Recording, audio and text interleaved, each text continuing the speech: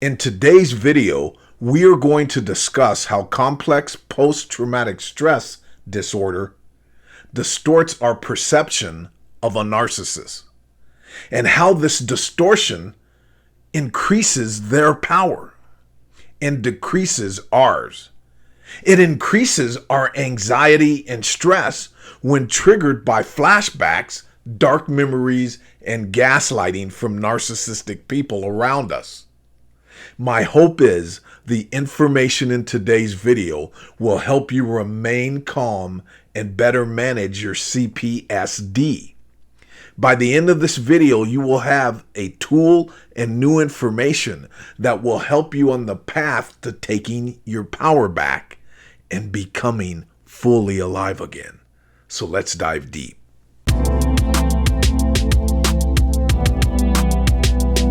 No tears, no fears, fully alive again after this years.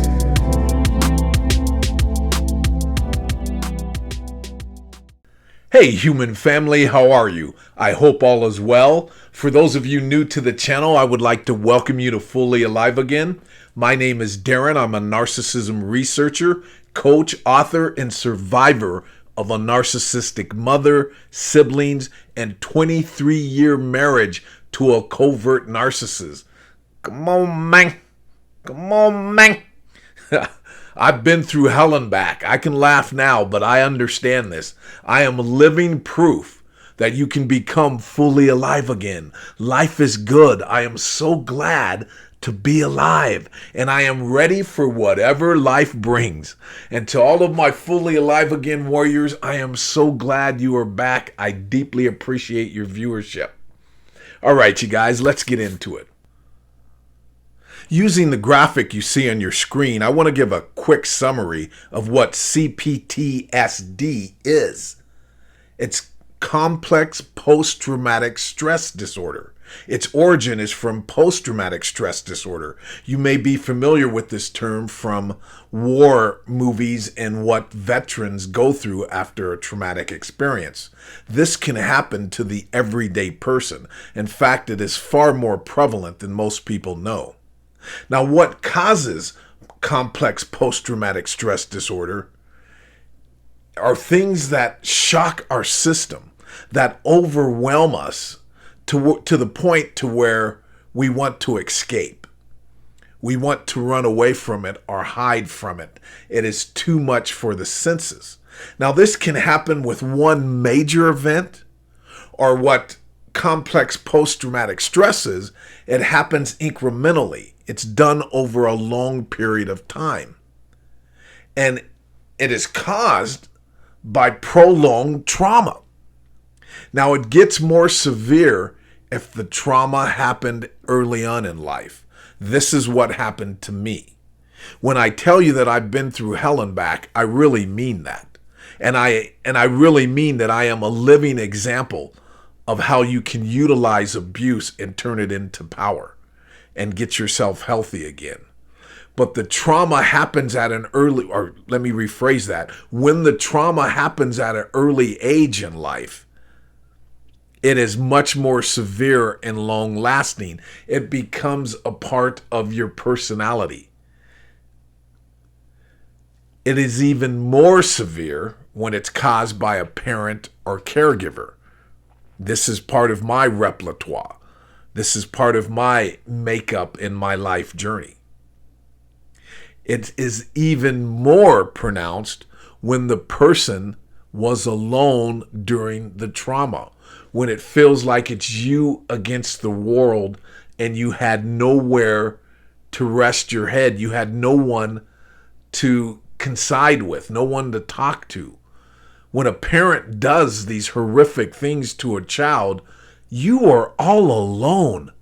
I mean, just imagine, for those of you listening who haven't gone through this or don't understand this, imagine the person that is supposed to nurture you, love you, and guide you is harming you, and you're just a little person.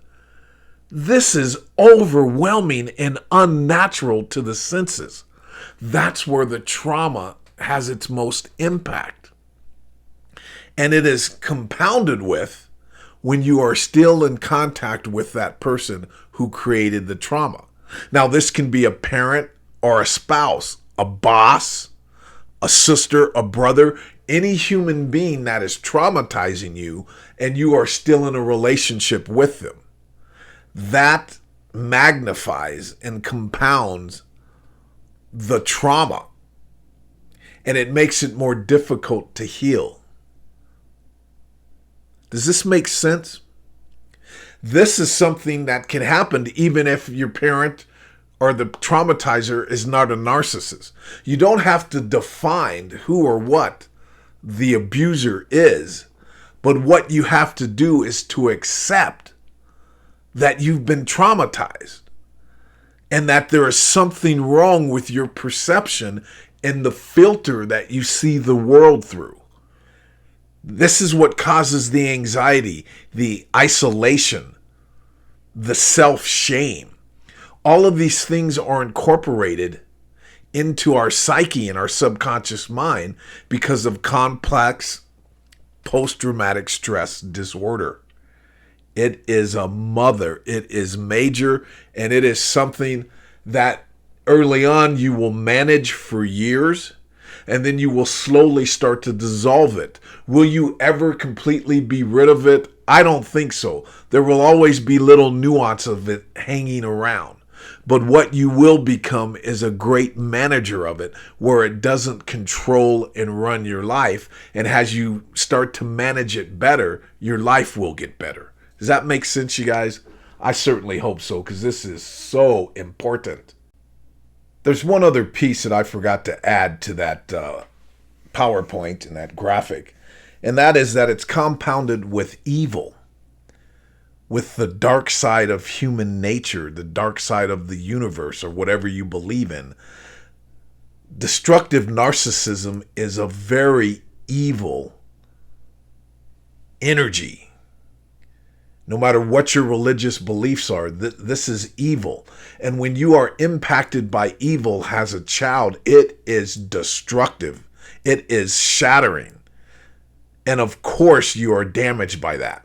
And another thing I wanted to mention before we continue is that these symptoms of complex post-traumatic stress get worse as we age. Just like a narcissist gets worse as they age, the same thing happens to us differently. These things, this post-traumatic stress disorder becomes more prevalent, and it starts to have more of an impact. We're very resilient as teenagers, children, and young adults, but these things start to give away as we progress in age. So I just wanted to add that, you guys. So in layman's terms, post-traumatic stress disorder is when we experience the past in the present moment. It's bringing forth the anxiety, the fears, the experience of the past to the present moment. When we feel pain of the past in the present, that is CPSD. And this happens when someone triggers us. For instance, the other day I drove by a school that my daughter went to when she first started elementary school. And it was such a glorious time, and we were so close and just had the time of our lives. I am blessed to have experienced that time. Reading to her, I used to make up stories and make her the main character during a book time at night when I would read her stories, and I would make her the hero of the stories. It was just such a glorious time. But when I saw that school, even though the vast majority of that experience was wonderful at that age that she was at, and she was with me so much at that time, and just we were so cohesive, that when I saw that school, I became overwhelmed with sadness. Because I knew what kind of emotional abuse her very sick mother was doing to her. A very sick, evil woman was emotionally torturing and destroying this poor child. And it made me sad. And it hit me like a ton of bricks for about 3 or 4 minutes. Now, this kind of thing should never make a parent feel okay or happy about. Anytime a mother does something so horrific and ugly and destructive to their own children and to your child, it should bring up those type of emotions. But we should not experience it like it's in real time. My heart will always have a hole in it. I accept that. And I've grown past it and I've healed from it. I also accept that I deserve a good life. I deserve inner peace and to be fully alive. But I understand, or let me rephrase that, I understood that was something I was going to have to earn. It was going to be painful. It was going to be an inner battle.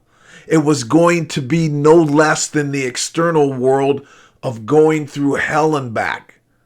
I was going to have to be an internal Navy SEAL. This mountain was not going to be easy. And it shouldn't be, and it's not easy, you guys. I would be lying if I told you it was. It takes tremendous amount of time and effort to get your power back and to find that inner peace and happiness again. The only way to do this is through our imagination.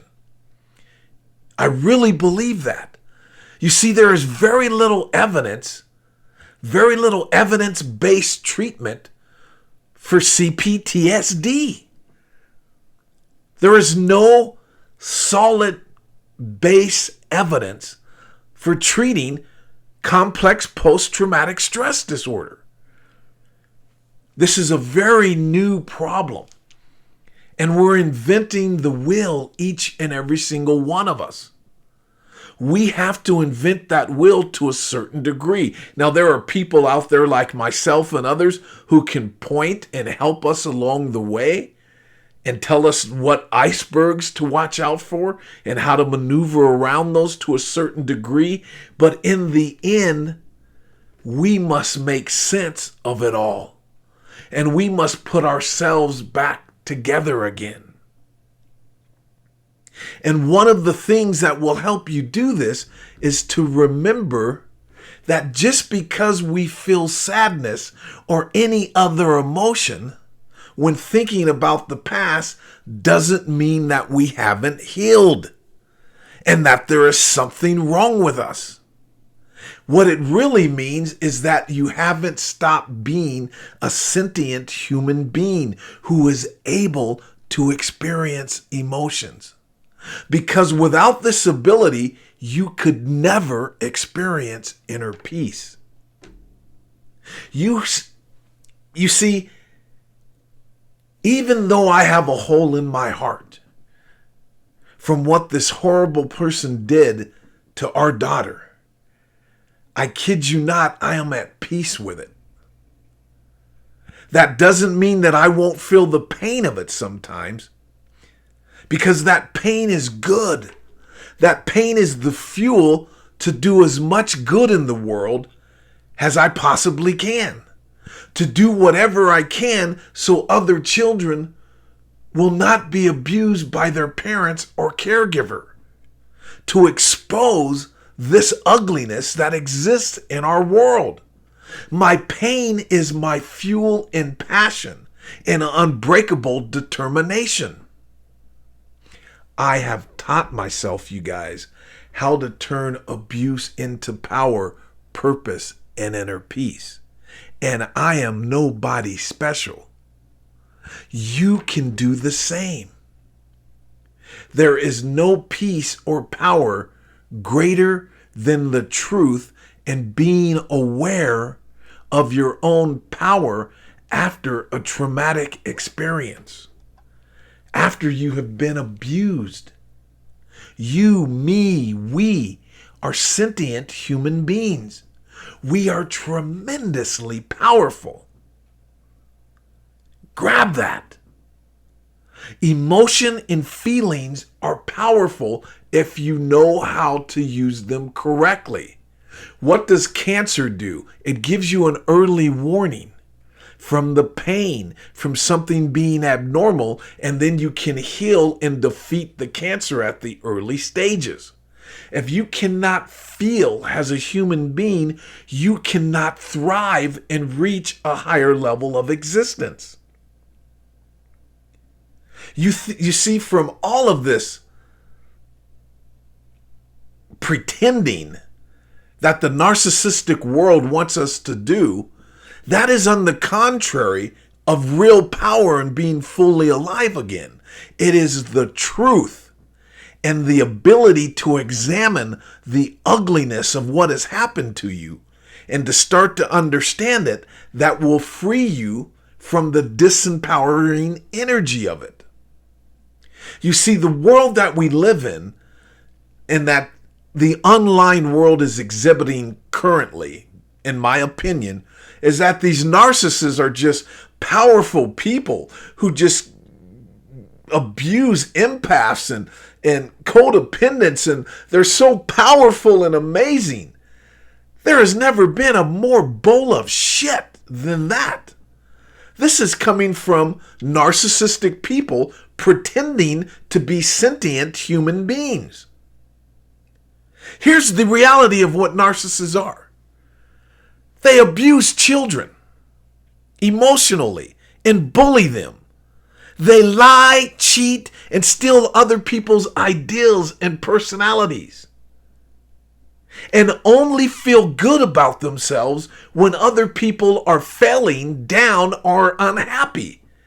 Wouldn't you call that a piece of shit?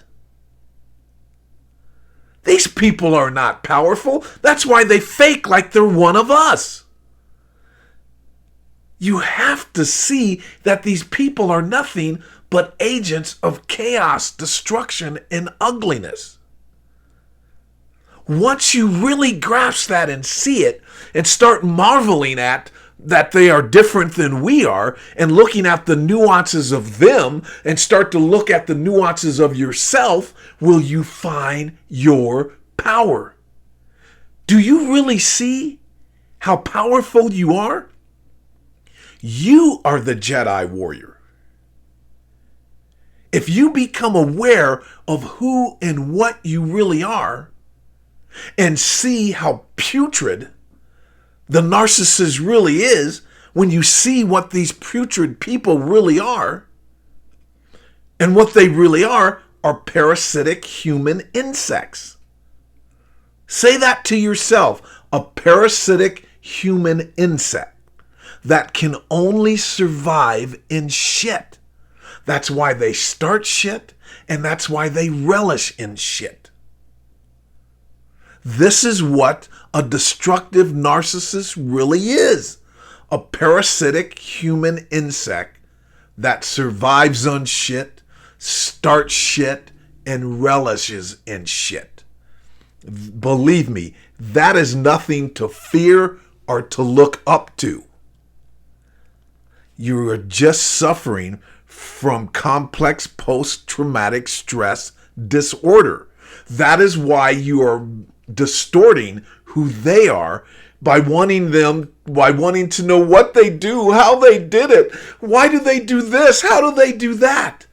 I'm telling you, that is narcissistic gaslighting and abuse to get addicted to that kind of information on a regular basis. I've been there. There's a point to where you have to switch that magnifying glass and put it on you and learn to use your imagination. Does that make sense? Once you do that, you will start to transcend all of the things that they talk about. That are discussed, that they do. That's irrelevant. It's what you do that matters most, not what they do. Fuck a narcissist. And the only way to do that is like what the great Albert Einstein said. The imagination is more important than knowledge. Knowledge is limited. See, most people spend hours upon hours when you first discover that you've had a narcissist in your life, and it's relevant. Don't get me wrong. You want to know the nuances of these people. You want to know how they operate. This is imperative. But what's more important than that, after you get through that, is to understand how you can heal and gain your power back and gain more power than you've ever had and become fully alive again and or fully alive for the first time in your life. Now back to the Einstein quote. I digressed a little bit there. Imagination is more important than knowledge. Knowledge is limited. Imagination encircles the world. Imagination is knowledge. Everything that we consider knowledge stems from the imagination. We must use the imagination to heal, and we must do this on an individual basis. You have to start to discover the things that trigger you, how you can eliminate them, what you can do to manage your CPSD. And take that on. You cannot live with your fingers crossed. Nobody's coming to the fucking rescue. You have to do this yourself, and there are plenty of people like myself that can help you do this. There is no excuse for not diving into your inner world, your subconscious mind, and your inner philosophies that which you see the world through, and fixing those and mending those and managing those. And that can only be done through the imagination. So no matter what you're hearing on the internet, there is very little evidence-based treatment for CPTSD and or PTSD. We human beings are given an imagination for a reason. And we must entertain it. We must use it. And it will work miracles. God's given us an imagination for a reason. I hear so many people that have been traumatized and abused by narcissists that say, well, it's in God's hands, it's this and that. I'm sure you've heard the story about when there was a flood and the people told this man to get out of his house, that there was a flood coming. And he said, no, God will take care of me. And he climbed up on his roof. The water reached the point of his roof. The water started to get higher. It totally engulfed his house. He sank and he drowned. When he got to heaven, he said, God, why didn't you help me? I believed in you all my life. He said, I sent you a boat. I sent you a helicopter. I sent you a news brief telling you to get out of there, and you didn't listen.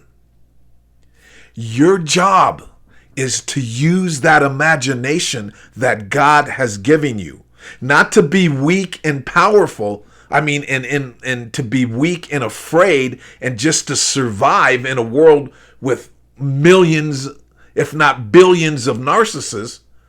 It is your ability to thrive in a world with narcissists. You have to utilize the most powerful tool that God has given humanity, the imagination. So here's a takeaway for today to start to do exactly that. When you are triggered, remember that you are in control of your body in your thoughts. They are not in control of you. Thoughts come and go. Your ability to observe them and to witness them remains the same. You are a neutral human being assessing what's going on around you and in your mind. So when you start to feel the anxiety and you start to become triggered by a flashback or an experience or one of these parasitic flies trying to gaslight you, manipulate you, and suck your energy, just remember that they are a fly. They're nothing fucking special. Stop the cap. Stop all of this craziness. A narcissist is not some 10 feet tall godlike entity. They're a parasitic insect piece of shit that lives in shit. Remember this. Remember, this person is a fly when you're looking at them. Or this person was a fly that harmed you in the past. And then say to yourself, calm mind, calm body, and laugh. I'm going to show you how I do it. And you have to experiment with your imagination. What works for me may not work for you, but you have to start to develop your own tools and remedies to heal. If this works for you, wonderful. If it doesn't, tweak it and make it work for you. So here we go. I just got triggered in my own mind or externally by someone. I'm going to say this out loud, or I'm going to say it to myself in my mind. Calm mind, calm body. Calm mind, calm body. Relax, body. Let go. I am in control. Relax, mind and body. I am in control. Calm mind, calm body. There's a fly here. There's a nuisance in my presence or in my memory, and it's just a fly. I am okay. I have the power. I am okay. I have the power. Now, you know why I laugh? Because that's what you're looking at, is a human fly that thinks that they're powerful. That's what most narcissists are. They're like a fly. They're trying to get you to react. They're a nuance. They're a nuisance. Yes, it does disturb you. Yes, it does get you off focus for a little bit. That's normal. When a fly's on your nose, you don't want it there. Flies in your ear, you don't want it there. Flies on your food, you don't want it there. That is normal. You should not be ashamed for being a sentient human being and showing emotion or having to deal with emotion. That is your power. And I will explain this through future shows more and more. And we're going to get deep into this stuff. I rest assured your emotions and feelings are powerful.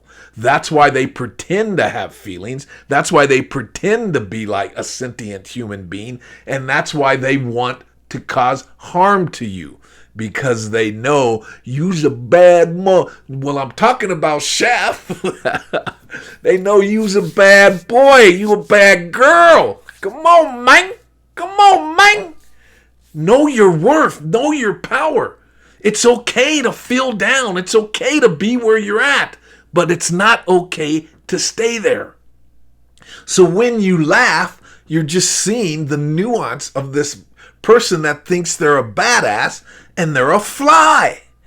And a person that's sucking on shit and is happy about it and thinks that they're a winner from it. A fly thinks he's won when he flies on a piece of shit. He's like, yay, I got a big piece of shit. Why is that fly so ignorant about that? Because it's a fly. Why does a narcissist think they're a winner when they cause someone emotional distress or a person to focus on some stupid shit that they're doing? Because they're a narcissist. That's what they are. Stop trying to change them. Stop trying to understand them. Just leave them in their shit and work on yourself. Because that's all that matters. So calm mind, calm body. If you just say that over and over again, calm mind, calm body, and you laugh, you're already winning. But try this, you guys, and try to do things that help you manage the things that trigger you and cause you to isolate yourself, that cause you to feel ashamed of yourself, to cause you to feel indifferent, like there is something wrong with you. Emotions and feelings are fine. We live in such a dark time that people, entity, organizations are trying to make it where we don't feel. That's what this political correct bullshit is. And all of this bubblegum cupcake world that people are trying to create, and people don't see that it's narcissistic. And now, don't get me wrong, there's narcissists of every shape, size, color, ethnicity, and political and religious organizations and associations.